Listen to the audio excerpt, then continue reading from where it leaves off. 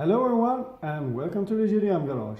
And today on the 1000 wheel horsepower Supra project we are installing 3D printed parts.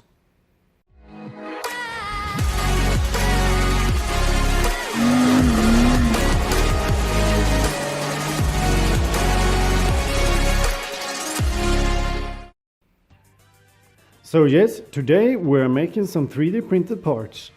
And this is the car I'm working on, which is my 94 6-speed twin-turbo MK4 Supra, which now has a big single turbo.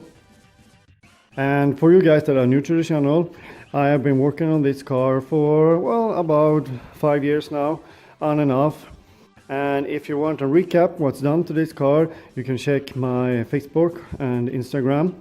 And you can also check the rest of the build series over here. But today we are doing some more electronical work, and we are continuing with the move of the fuse boxes from the engine bay to the trunk. I want to make the engine bay a little bit more cleaner, so I wanted to remove most of the wiring that I could. So I want to move the fuse boxes from the engine bay to the trunk. There they won't be that visible. And pretty much everything is done now. All the wires are rerouted back in the car, and everything is soldered together back in the car. So now there are just some small stuff left to do, then everything will be done. So let's go check it out.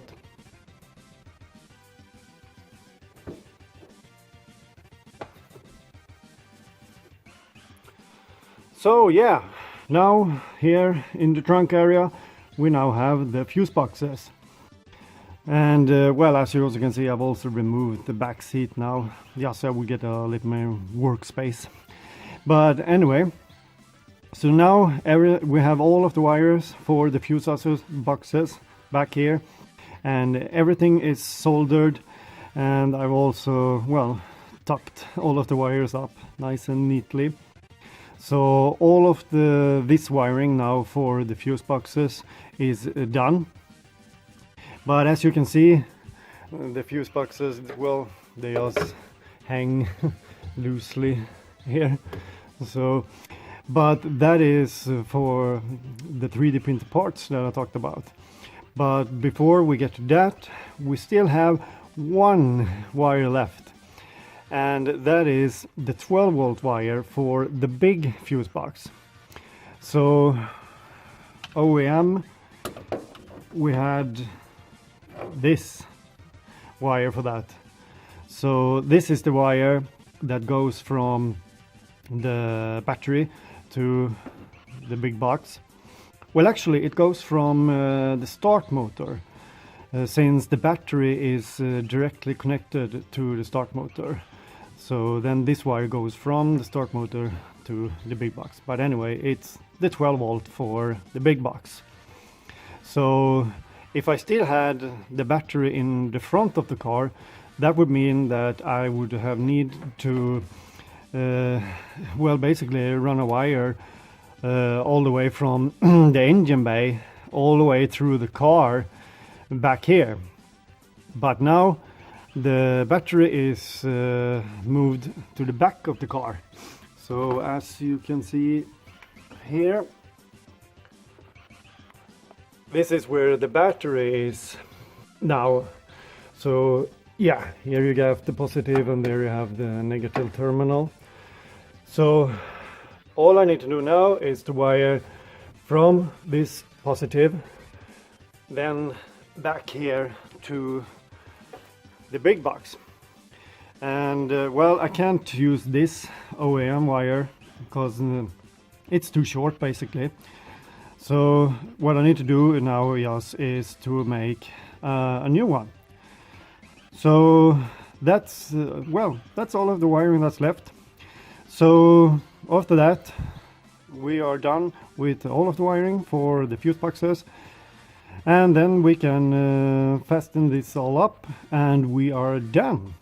So let's start the time lapse.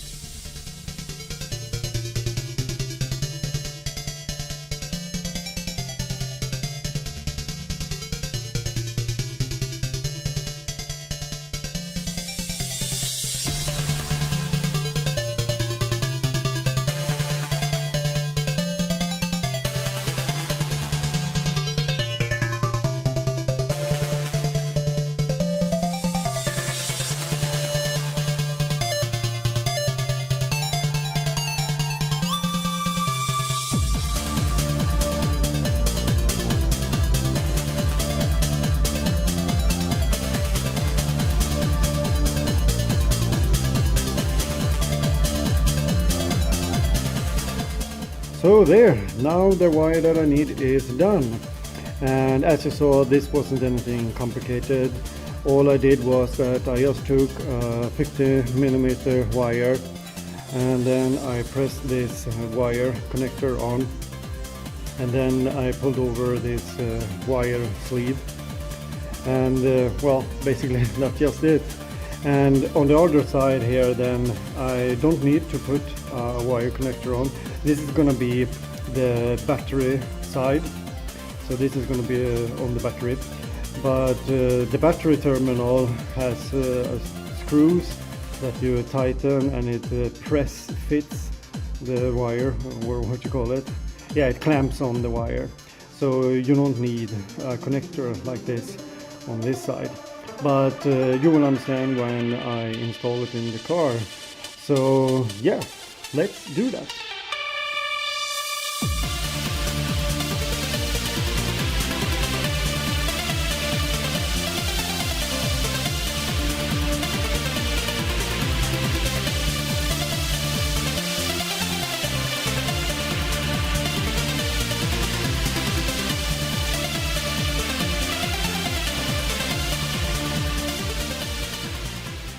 So there we go, all done. So now we have our new wire going from the positive battery terminal all the way through here to the fuse box. And well, of course, then it's also connected here. Well, let me hope you guys can see. Well, here it is. Connected on the terminal on the fuse box as well. So now all of that is done. So every single wire for the fuse boxes is now connected. So now we can move along, and what we need to do now is to be able to mount the fuse boxes in a good way here in the trunk, since now they're just, well, hanging loose. So that's now when the 3D printed parts come into action. So let me show you guys what I mean with that. So here we have the 3D printed parts that I've been talking about. But before I explain to you how I made this, I'm gonna give you a quick rundown why I've made this. So the OEM under trays for the fuse and relay box are made so they can be mounted on the strut tower. So they have like a specific shape, and that won't work really now when I'm gonna mount them in the trunk, since the trunk is a flat surface. So I needed to make some new under trays to be able to mount the fuse and relay box in the trunk. So what I've done is that I have made these in 3D model on the computer, and then I've used my 3D printer to print them out. So basically what I did was, for the big box, was that I took the lid that I have for the OEM box, and I measured all the angles and stuff like that, so I got the right shape. And well, as you can see, it has a lot of different angles and stuff like that, so it was quite a job to measure this up. But anyway, then after that I used CAD on the computer and 3D modeled the box I needed to be able to fit the big box in the trunk, and then printed it out using my 3D printer. So the box now has the correct shape, so the lid, it just sits neatly on like this. And then I've made this cutout here for the wire harness, and then in here, of course, is where the fuse part of the fuse and relay part is gonna fit, and it's gonna be mounted on these brackets over here. And then for the small box, I made that pretty much the same way. I 3D modeled in CAD, and then after that printed it out using my 3D printer. And the small box was a lot easier to make, since it basically just is a square shape.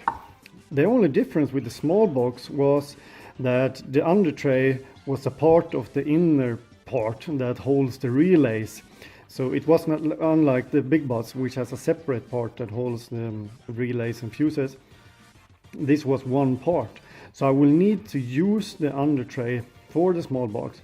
But luckily there was this lid on the underside that I just could remove. So what I've done then is that I've shaped this top part of this box so it could just slide in underneath the box. But I'll show you what I mean in detail when I install it in the car. But otherwise than that, I've well, again made this cutout for the wire loom. And then also I added this Supra logo just for fun. And yeah, then I sanded the boxes down and painted them in this matte black color so they would match the OEM parts a little bit better. But yeah, I'm really happy with these boxes. They turned out great. So now let me show you how I'm gonna install them in the trunk. So yeah, now we're back in the trunk. And if we will start with the big box then, so let me just first remove this a little bit like that. Then we have the small box here, and that is gonna sit over there like this.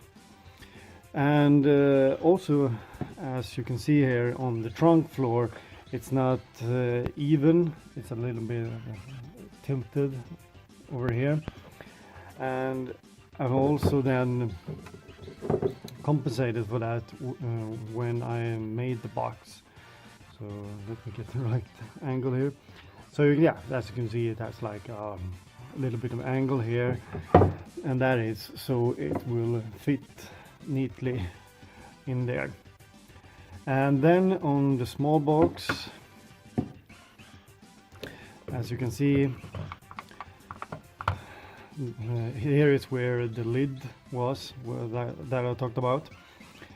And then when we have the small box over here, as you can see, this will just slide in underneath like that. So the way I'm going to mount the boxes here in the trunk is that I'm going to use double adhesive tape to mount them. I mean, I could like drill holes and mount them with screws, but since the body is pretty much untouched on this car, I don't want to drill any new holes or such in the body. So, but anyway, I think that the double adhesive tape will hold them on just fine.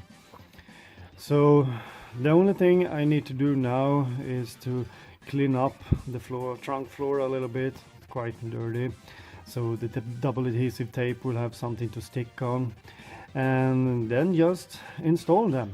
So let's do that.